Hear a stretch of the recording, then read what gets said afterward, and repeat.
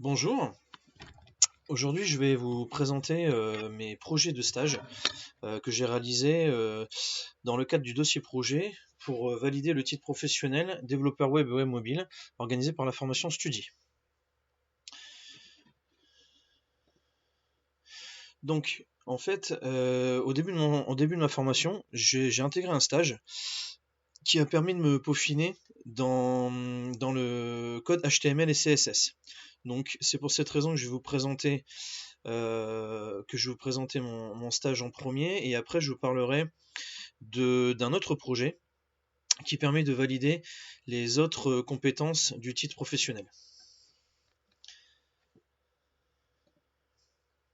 Donc le contexte du projet, sagilem.com.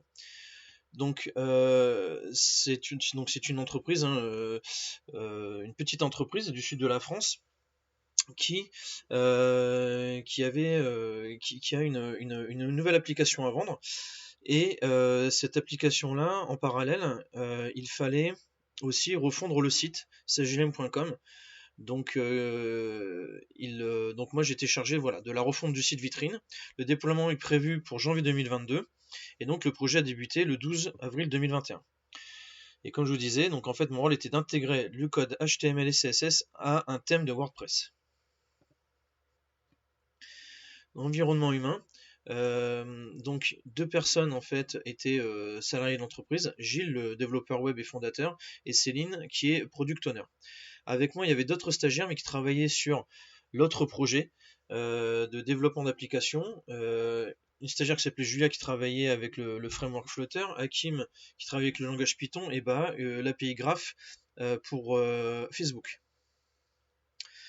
Donc tous les mock-ups étaient fabriqués déjà en amont par l'APO sous Balsamiq, et elle avait réalisé la charte graphique avec Notion.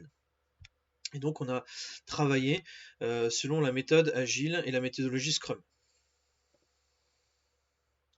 Donc les fonctionnalités de l'application, ça devait être donc la vitrine de l'entreprise, la présentation de tous les services. Donc Sagilem en fait est une entreprise qui accompagne la digitalisation des petites et moyennes entreprises. Et donc ça devait être aussi la vitrine de la future application imaginable. Donc j'ai travaillé sur le front-end avec Docker, sur GitHub, avec le CMS WordPress en version 5.8, la dernière version d'HTML et la dernière version de CSS. On a organisé le travail avec Jira. On se réunissait avec Teams, car le projet est un projet en télétravail, et donc le déploiement sur l'URL sagilem.com. Donc quelques fonctionnalités que moi j'ai réalisées. Voici déjà le tableau de bord WordPress. Donc, et là ici ce que je vous ai affiché, c'est donc les pages. Pour construire ma page WordPress, j'ai besoin en fait du mock-up. Donc ici je vous montre en fait la page, le mock-up de la page d'accueil, donc fabriqué par la product owner. Là j'ai fait un zoom sur le formulaire. Donc en fait, voilà, moi j'ai besoin du mock-up en fait pour travailler. Je lance mon builder, le page builder Gutenberg, qui est en fait le page builder natif de WordPress. Donc là, pareil, je vous montre un zoom sur le formulaire avec le code HTML du formulaire. Et ce que j'ai entouré en rouge, c'est la classe CSS additionnelle form first, c'est le nom que j'ai donné à mon formulaire, car voilà, à mon formulaire en fait j'applique le code CSS. Donc voilà, donc là j'ai entouré aussi le form first. Et voici ce que j'obtiens. Donc voilà, le HTML allié au CSS, et voici ce que j'obtiens sur le formulaire de la page d'accueil. Là je vous montre aussi une partie du code qui m'a beaucoup pris de temps. Ce sont les flèches. Les flèches voilà, à créer, je vous montrerai dans la démo. Et aussi voilà, les media queries. Donc on a établi 4 media queries pour les smartphones, tablettes, desktop et big screen. Donc voilà, je fais un zoom sur la tablette. Donc là, je vais vous montrer l'application.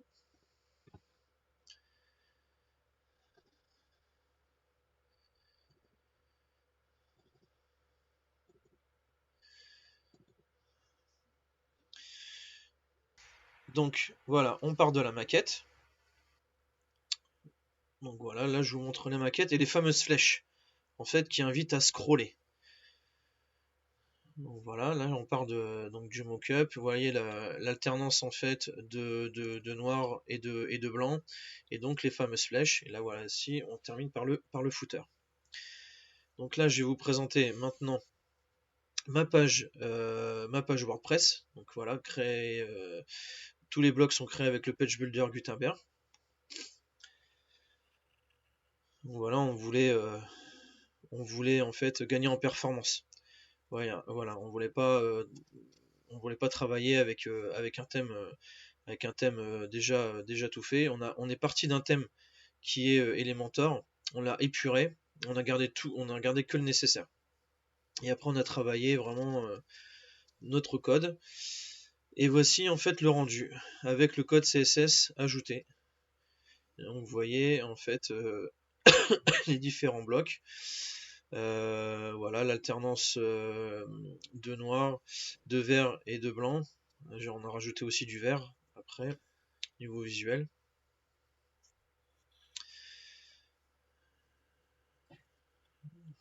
Voilà, toujours avec les flèches. Et le formulaire. Voilà, avec le menu déroulant. Et le footer. Voilà. Maintenant, je vais vous parler du projet en fait, la Curotech. Donc, c'était un exercice obligatoire en fait, organisé par Studi. Ce projet courait du 30 septembre au 21 octobre 2020. Donc l'objectif était de développer de A à Z une application une application de réservation d'ouvrages d'une médiathèque. Pardon. Donc j'étais le seul en fait à travailler sur le projet, mais d'autres apprenants en fait de Studi m'ont beaucoup aidé. En fait, on s'est entraidé grâce au réseau social Discord. Donc, comme je disais, je travaille en télétravail et j'ai agi avec la méthodologie Kanban. Les fonctionnalités de l'application. Un utilisateur pouvait s'inscrire, il pouvait se loguer, l'utilisateur aussi pouvait gérer le catalogue des livres, donc c'est-à-dire visualiser, créer, modifier et effacer des livres, et un utilisateur aussi pouvait réserver un livre. Et tout ça selon des rôles prédéfinis. Le rôle de l'usager, le rôle de l'employé, le rôle de l'administrateur. Donc j'ai travaillé avec Figma en ce qui pour les maquettes, Excalibur pour réaliser la charte graphique et pour m'organiser Trello. J'ai essentiellement travaillé avec le framework Symfony, donc pour le back-end bien sûr et pour le front. Et le déploiement sur GitHub en public et sur Heroku. Maintenant, je vais vous présenter quelques fonctionnalités de l'application de la Curotech. En premier, la méthode agile. Donc voici le tableau final en fait de ma méthode Kanban. Alors sur les conseils de mon formateur, j'ai axé mon travail sur les fonctionnalités qui me permettaient de valider les compétences du titre professionnel. Voilà, en 3 semaines, j'ai pas pu réaliser l'ensemble des fonctionnalités, mais les principales, et c'est ce qui m'a permis en fait de valider cette ECF. J'ai réalisé des user stories. Donc, comme je vous disais tout à l'heure, il y aura 3 rôles. Un rôle d'administrateur, un rôle d'employé et un rôle d'usager. Voici maintenant les diagrammes. Donc un diagramme de cas d'utilisation, voilà, qui reprend en fait les fonctionnalités qu'un utilisateur en fait pourra jouir en fait. Donc, et vous pouvez voir qu'il y a des fonctionnalités en fait qui sont utilisables par deux types d'utilisateurs. Par exemple, l'accès au catalogue, un inscrit, que j'appelle aussi un usager, a accès au catalogue comme l'employé, par exemple. Voilà. Un diagramme de séquence. Donc là, j'ai réalisé ce diagramme de séquence afin de visualiser le chemin, le cheminement que fait en fait l'application et l'interaction entre l'application et la base de données à chaque étape en fait de l'emprunt d'un livre. Et j'ai réalisé un deuxième diagramme de séquence pour visualiser pareil le cheminement entre le dialogue entre l'application et la base de données pour retourner un livre. Avant de réaliser mon application, j'ai regardé la concurrence, j'ai regardé ce que faisait la concurrence, et je suis pas allé bien loin parce que je me rends dans une médiathèque à côté de chez moi, à Tremblay en France, et en fait j'ai repris le layout de la page d'accueil et de la page de login. Vous voyez à droite et à gauche la page d'accueil en version mobile. Voici la charte graphique. Voilà, réalisé par Excalibro.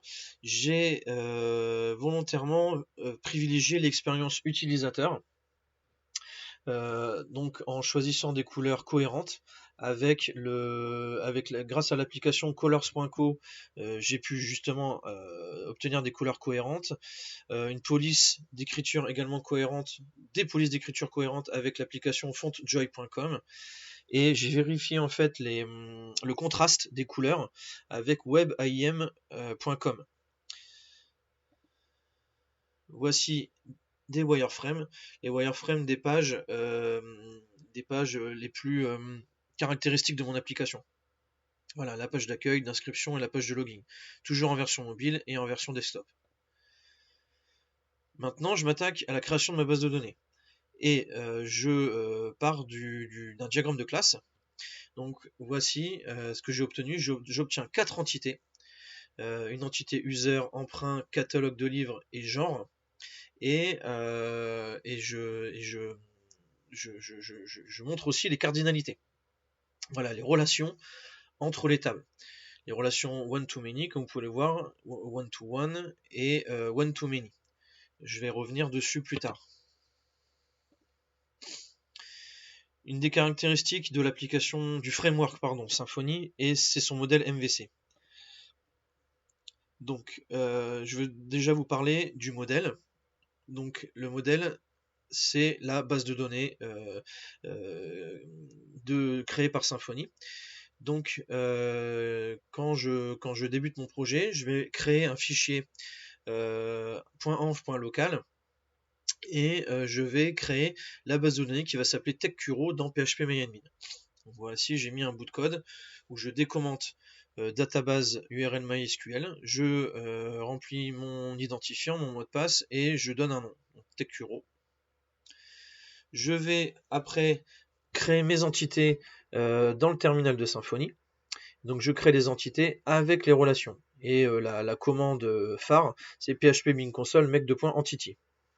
Donc je crée 4 entités, user, emprunt avec la relation one-to-many qui va être reliée à la table user, et la relation one-to-one qui va être reliée à la table catalogue. La table catalogue et la table genre avec la relation one-to-many qui sera reliée à l'entité catalogue.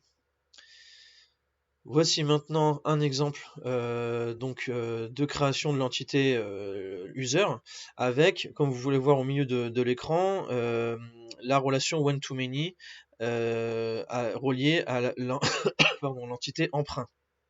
Voilà, tout ça c'est créé nativement par Symfony. Après avoir créé les entités, je dois créer les migrations avec la commande php bin console make2.migration, et je dois les envoyer en base de données avec la commande php bin console doctrine.migration.migrate. Et voici un fichier de migration, toujours l'entité user que vous pouvez voir en surbrillance. voici la vérification en base de données. Donc voilà, dans PHP-MyAdmin, je vois bien que tous les champs que j'avais remplis dans mon diagramme de classe sont bien visibles en base de données. Après le modèle, je dois créer les contrôleurs. Les contrôleurs sont des fonctions permettant d'accéder aux données de la base de données. Ça va permettre de communiquer avec la base de données. Et avec le contrôleur, je crée aussi les routes qui vont indiquer à quelle URL sera exécutée chaque fonction du contrôleur. Donc voici un exemple de contrôleur, et on crée un contrôleur avec la commande php bin console make2.controller.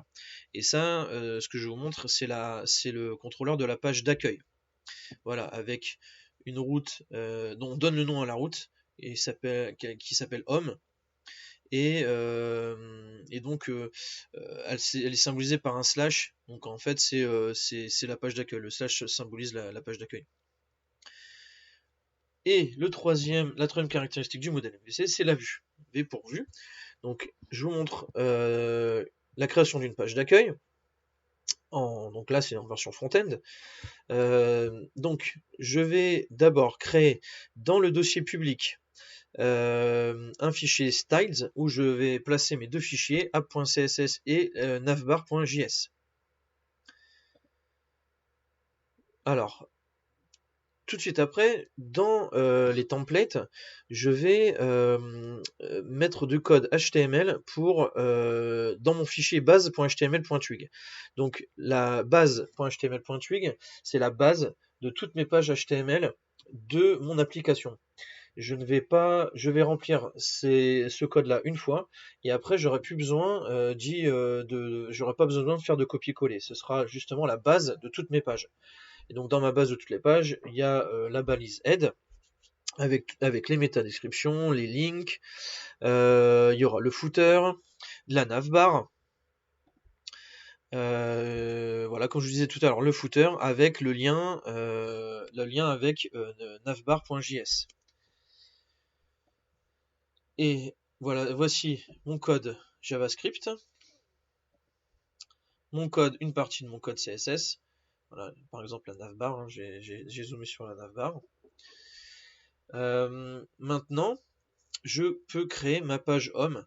Donc, en premier, j'étends mon fichier base.html.twig. Donc, il y aura tout ce qui est placé, tout le code placé dans base.html.twig sera dans la page home. Et avec ça, je vais rajouter voilà, une balise section, une balise article, entre deux blocs, le bloc body et le bloc end block. Et voici mon rendu. Voici la page d'accueil. Maintenant, je vais vous parler de l'authentification.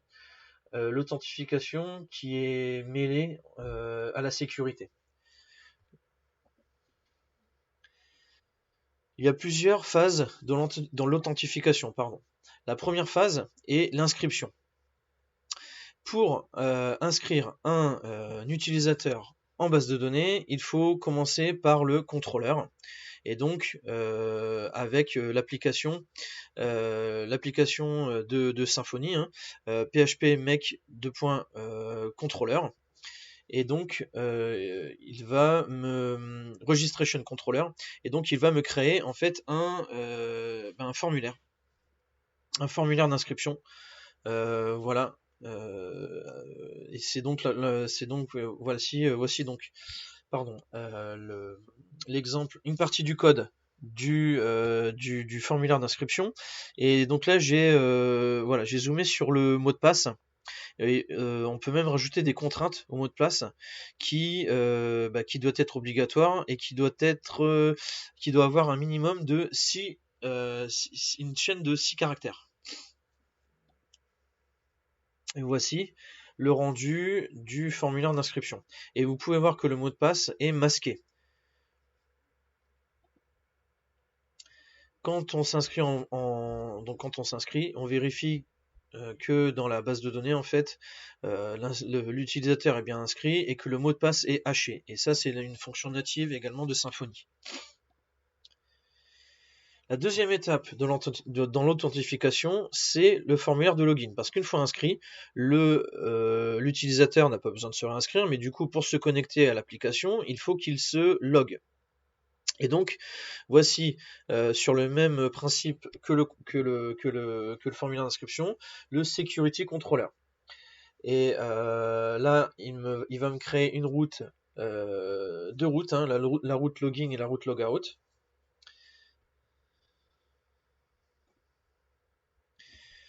Voici le login authenticator. Ça, c'est grâce à l'application, en ligne de commande PHP Bing Console make 2.auth. Symfony va donc créer un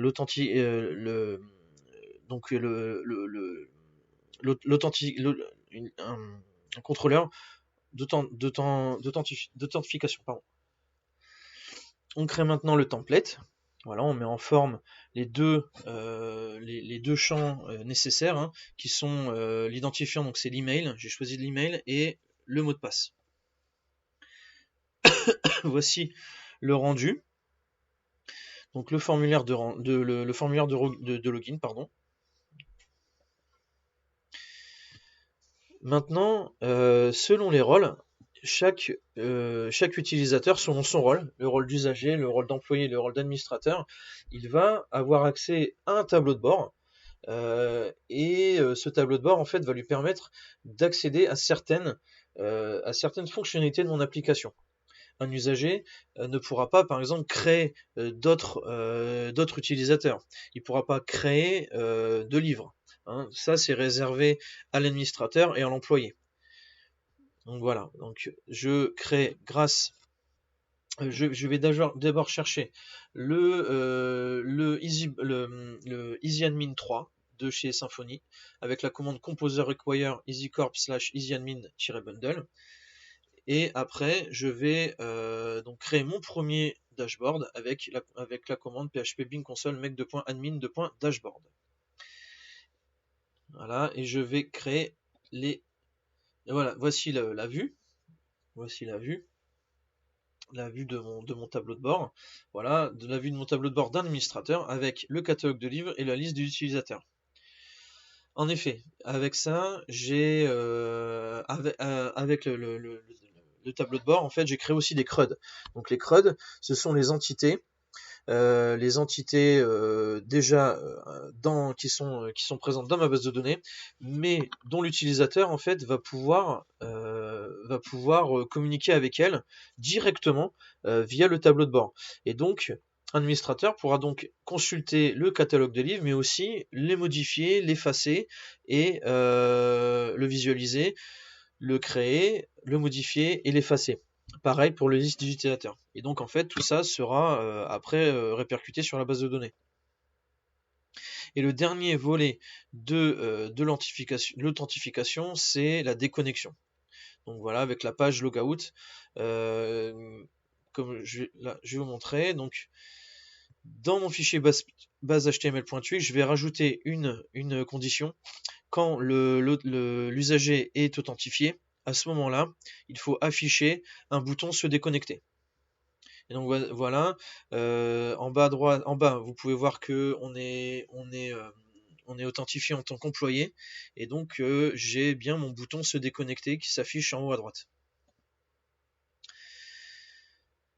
Là, justement, je vais vous parler du tableau de bord. En fait, pour créer un tableau de bord, il a fallu que je me documente. La documentation de Symfony est en anglais. Donc là, en haut, je vous indique en fait l'URL hein, de la page. Cette documentation-là explique en fait comment créer trois contrôleurs, trois dashboards différents selon les rôles. Hein. Et donc j'ai donc créé trois rôles différents. Et là, je vous ai déjà montré tout à l'heure le rôle d'administrateur avec les CRUD qui sont liés. Et là, je vous montre le tableau de bord en fait d'un employé. Lui, il a accès aux livres, aux emprunts, aux genres, aux users également. Par contre, un usager, lui, sur son tableau de bord, il aura accès seulement au catalogue de livres. Voilà. Je vais vous montrer maintenant mon application.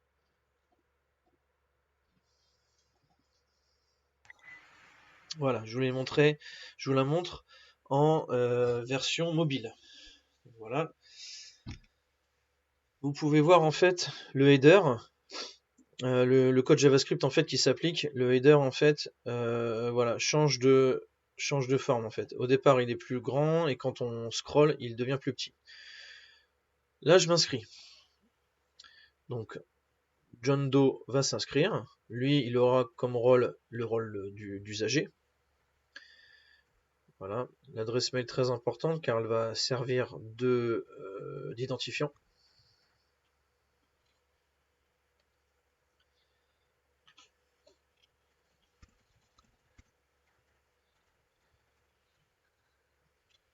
Voilà, le mot de passe, toujours masqué, grâce au token CSRF. Hop, je m'inscris. Donc voilà, John Doe est bien inscrit, il n'y a pas de message d'erreur. Là maintenant, il va falloir qu'il se log.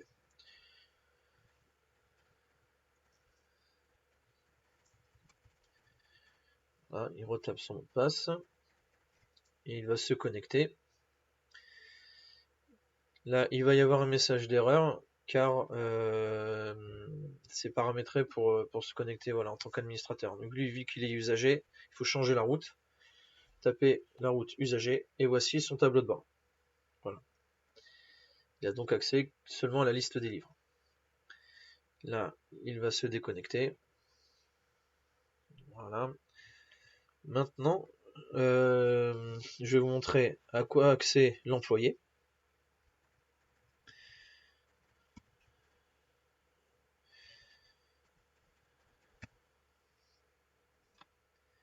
Il se connecte. Voilà, l'accès est toujours refusé car c'est un employé, ce n'est pas un administrateur. Donc là, je change la route. Voici le dashboard de l'employé et vous voyez bien qu'il a accès à d'autres fonctionnalités, enfin, en tout cas plus de fonctionnalités. Et en dernier, l'administrateur.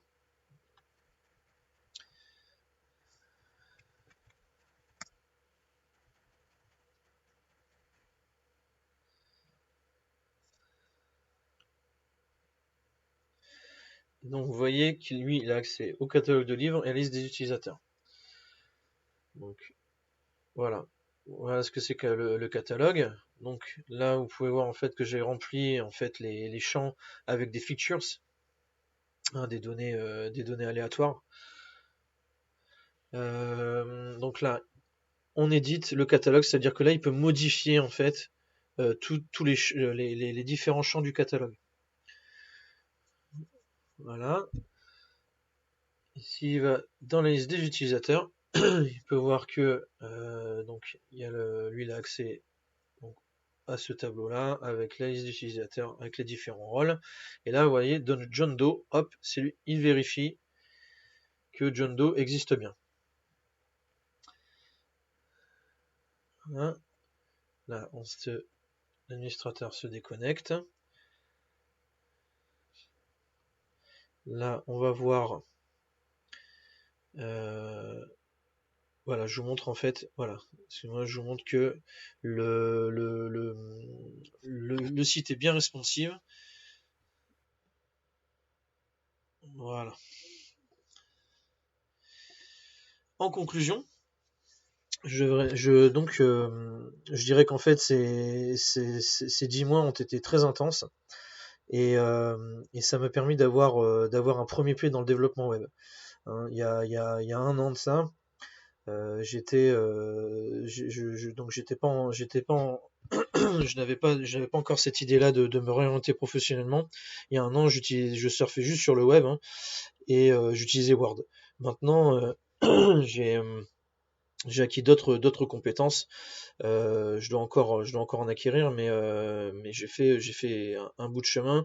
Le développement web, le stage, pardon, en début d'année, m'a permis en fait de mettre donc un premier pied et puis de voir que ça m'intéressait. Et la formation est très complète, hein. Le CF j'ai pu en fait, grâce à cet ECF, mettre en, mettre en valeur en fait mes compétences acquises. Hein, tout ce qui est le HTML, le CSS, le code JavaScript et toutes les compétences en back-end. Donc c'est un bon début. Je dois encore progresser. Je sais que je dois encore progresser. Je n'ai pas réussi à, j'ai pas eu le temps en fait de terminer cette application. Mais j'ai encore du travail et je suis content d'être devant vous, car je sais que ça me plaît et je veux continuer dans cette voie-là. Je vous remercie m'avoir écouté.